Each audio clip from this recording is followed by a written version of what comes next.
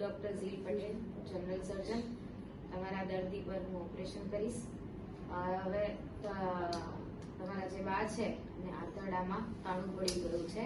આપણે x ray sonography ને બધા રિપોર્ટ કરાયા, એવું બતાડે છે કે એમને આંતરડાની એક જગ્યા છે કાણું પડી ગયું છે. તો એના માટે થઈને આપણે ઓપરેશન કરવું પડે એમ છે.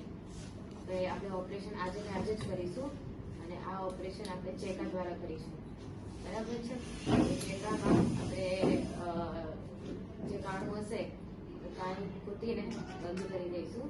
પછી એ વખતે જો મોટી નસો કે કઈ ટુકડી હશે એનામાં કઈ ઈજા થાય તો એ વખતે લોહી વહી શકે છે. તો એના માટે આપણે ઓપરેશનની અંદર લોહીના મોઢું ચડાવવા પડી શકે છે અથવા ઓપરેશન બાદ લોહીના મોઢું ચડાવવા પડી શકે છે. બરાબર? આજુબાજુના અંગોમાં ઈજા થઈ શકે છે અથવા આજુબાજુના આંતરડામાં ઈજા થઈ શકે છે. ઓપરેશન પછી દર્દીને આઈસીયુમાં રાખવા પડશે થોડાક દિવસ માટે. એમની ભરપૂર કાળજી રાખવી પડશે. 10 દિવસ સુધી આપણે કશું એમને ખાવા પીવાનું નહીં આપે. એના માટે આપણે બોટલ ચડાવીશું. બરાબર છે? એનાથી એમને શક્તિ મળતી રહેશે અને એમને છાતી ખરાબ ના થાય એના માટે તમારે ધ્યાન રાખવું પડશે. એમને કસરતો કરાવવી પડશે. બરાબર છે?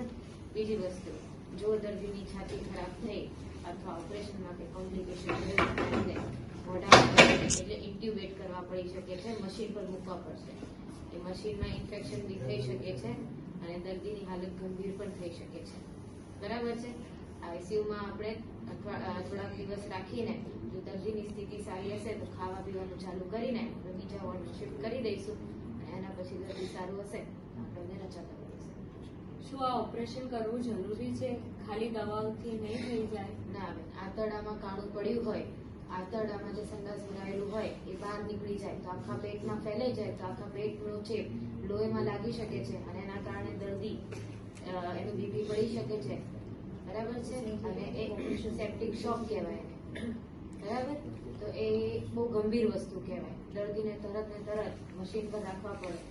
તો એ ના થાય એના માટે આપણે તત્કાળમાં ઇમરજન્સી ઓપરેશન કરવું જરૂરી છે. શું આ સ્થિતિ આટલી ગંભીર છે કે મારા બાની નો જીવ જઈ શકે છે આમાં? હા, પરિસ્થિતિ તો ગંભીર છે પણ આપણે હમણાં ઓપરેશન કરાવી લઈશું આજે ને આજે તો બાની સ્થિતિ થોડી સુધરી જશે. શું આમાં એમના જીવના આટલું જોખમ શું જોખમ હોઈ શકે છે ઓપરેશનમાં? ઓપરેશન વખતે બેન મેં કીધું તમને એ જ કે લોહી વહી શકે છે તો લોહીના બોટલની વ્યવસ્થા તમારે કરીને રાખવી પડશે. બરાબર છે? અને આજુબાજુના અંગોમાં ઈજા થઈ શકે છે એ 5% હોય છે વધારે. અને એના પછી જો આપણે ઓપરેશન પછી ટાંકામાં ચેપ લાગે એ 1 થી 5% લોકો દર્દીઓમાં થાય છે.